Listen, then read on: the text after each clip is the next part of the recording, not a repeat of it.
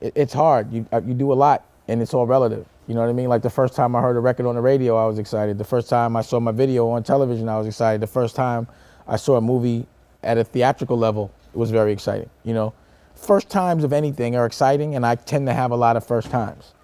You understand what I'm saying? Yeah, that's absolutely incredible. So I try to recreate that first time feeling by doing new things. You know, traveling the world is important. Opening up art galleries all over the world has been fun. You know, opening up an art gallery in Hong Kong was dope, as well as Charleston, as well as the Lower East Side, as well as Tribeca. All of those first times were great. You know what I'm saying? Being in different neighborhoods, moving, and not being scared to, you know, have growing pains and things to that nature. So it's all been really fun. It's been a blast. I think entrepreneurship is in everyone, but not everyone has the discipline for it. But anyone could be an entrepreneur, but not everyone wants to be an entrepreneur. Right. Some people rather depend on other people because they feel like they don't have to work as hard. But being an entrepreneur means working hard. It means embracing struggle. It means being a leader. It means never sending somebody to do something that you wouldn't do yourself. A real boss would never send somebody to do something they wouldn't do themselves. A boss that tells somebody to do something that they wouldn't do is not a boss, he's a coward.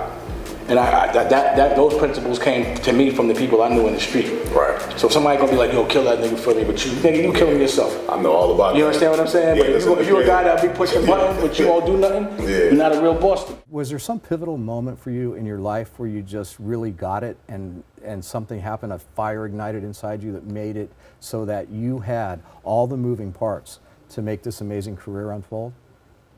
I think the death of my mother probably got me really focused, and I understood that there wasn't going to be anyone there to take care of me. I had to take care of myself.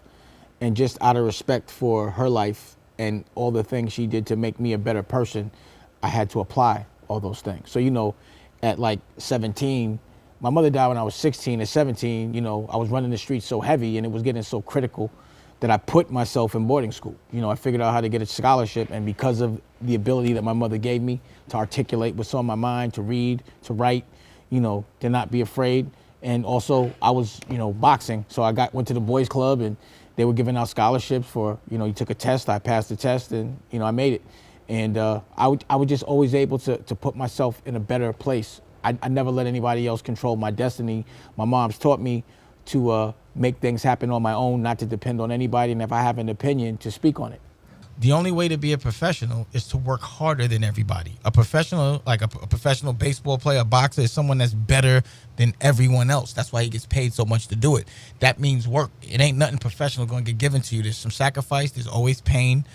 And, you know, there's always going to be dark times because that's part of business. Every time you create a new business, you got to struggle a little bit. And it takes a while to build a brand. It takes about 5 years to be consistent.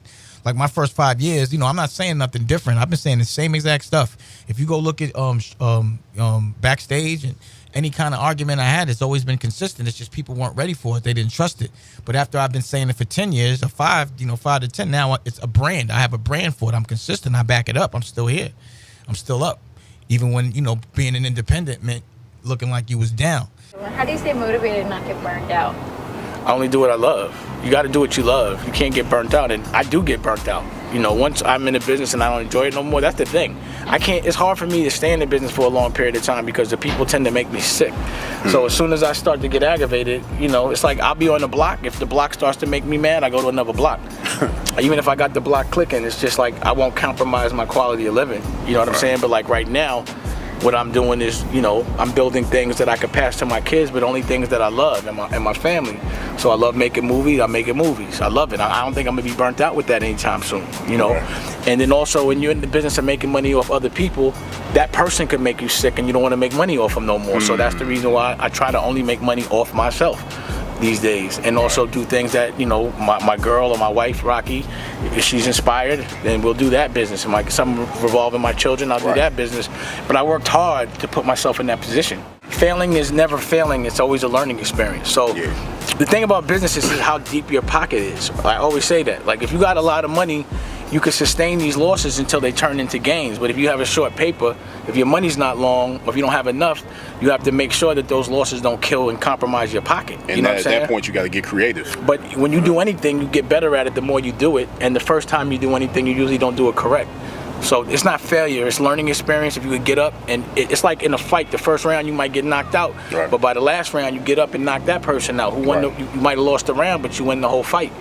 But you got to lose some rounds in business, but at the end of the day, you want keep that going. unanimous decision. You got to keep going. You got to finish the fight. The question is, do you have the stamina to finish? You know, I support the arts and I give people platforms. You know what I'm saying? Like, to me, a real person that is supposed to be a leader is supposed to serve the people. You know what I'm saying? That's what you're supposed to do. You're not supposed to be worried about yourself. You know what I've been thinking about lately? You notice that in the music business, traditionally, it's the businessman that's robbing the artist, and the artist ends up with the behind the stories of where they are now. Where they at now? Nobody. All my can really artists find that I them. ever touch are rich. They doing well, and I'm the one that's always looking broke. Why? Isn't that weird? It's because I give it all away. I'm not trying to take an artist and have him in my pocket for his life and jerk him and have him resent me. You know what I'm saying? I'm ready to get him out my pocket and be like, look, man, go win, go eat, go be yourself, but leave me alone. A business plan that's about a business that doesn't exist is a lie, because you can't say, like, what are your facts based on, because it hasn't happened yet. You can't really determine who's going to buy what and how much it's going to sell. You can't say, I'm going to make $1 million this year. Did you make $1 million last year? No. But what I'll do is put together it's like a script. I'll put together how I'm going to make the goods, how I'm going to market the goods, how much it's going to cost to buy the goods, what's my margin, and then when I'm going to sell it, and then how much I'm going to put back into the business and how much I'm going to put in my pocket. Right. You know, it's that kind of thing. You know, I write things out. Like, if you look on the put that on the wall right there, right? If you can see it. You see the piece of paper, all that on the that's shit I got to do.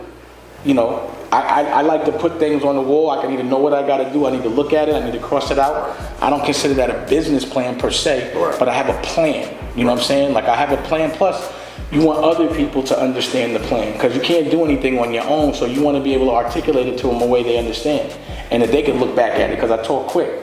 And like you said, a lot of times I say shit, and you like, I didn't understand that, but you're not going to tell me until a year later. Yeah. You know, so you want to have something someone can keep looking at, and they can see you crossing it off, and then they can kind of get it by absorbing calls, you know, by watching what you're doing. But you get on the web and you check out who's Dame Dash, and there's so much crap.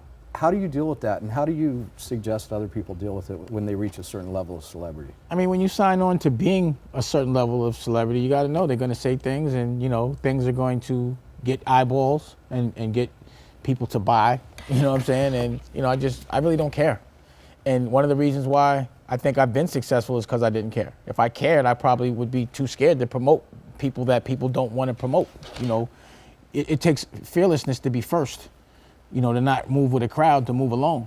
You know, and you get scrutinized by people that do move with a crowd, because they got to make you look bad to make themselves look good. It's all part of the game. It's like a guy that's in high school that gets all the girls. The rest of the dudes hate him in high school. So my whole life has been being that guy in high school that everyone hates because I keep taking their girls. I can understand that. It's not a bad life. So that's how I look at it. The price of success is unsuccessful people don't like you. Who cares? Like, successful people don't care about what another person's doing. Successful people want everybody else to be succeed too. Exactly, that's my You know, point. that's this whole mindset that people don't understand. Right. So it's usually a bunch of unsuccessful, bitter people. And you know, I was the guy in school that, you know, got kicked out of every school. I was the class clown. You know, I wasn't the guy that you would traditionally think would go this far. So me making it made all my teachers look stupid. Every principal that kicked me out of school looked stupid. You know, I went to South Kent in Connecticut on scholarship. I didn't come back the next year. The next time I came back was on a helicopter, and I landed it on the soccer field. You know, when I got kicked out of Dwight in the 7th grade, you know, my son came back and they were asking me, you know, I put my son through there. I paid full tuition plus extras for tutoring, and they asked me to build a library. I'm like, the same principal that kicked me out is asking me to build a library. So it's egg on all their faces. You know, my success makes a lot of people look like they were wrong, because a lot of people articulated the fact that I wouldn't be what I am today. And either way, I didn't care, but I think it's kind of funny. It's egg all over their face, scrambled.